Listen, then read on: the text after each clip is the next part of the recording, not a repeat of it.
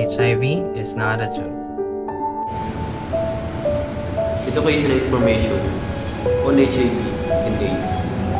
HIV and AIDS education is essential for raising awareness, preventing transmission, reducing stigma, and promoting care and treatment.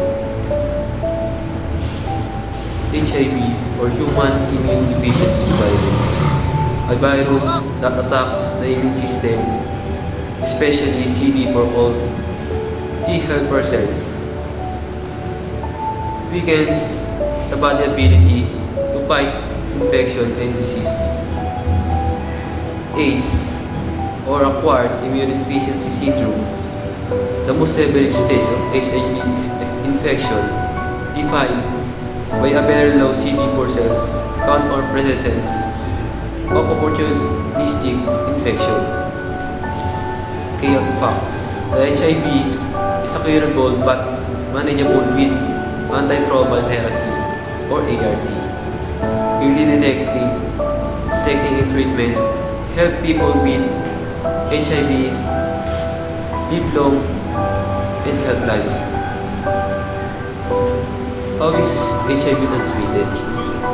Main routes of transmission: unprotected sexual contact with affected person, sharing needles or syringe, from mother to child during pregnancy, childbirth, or breastfeeding if untreated. Blood transfusion with contaminated blood, rare, countries with advanced screening system. Not spread by casual contact, hugging, or shake hands, sharing utensils, food, or water.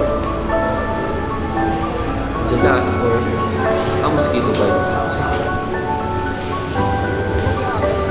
HIV prevention safety practice: use condom consistently and correctly during sexual activity.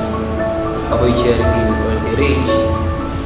Regular testing for HIV, other sexual transmitted infection.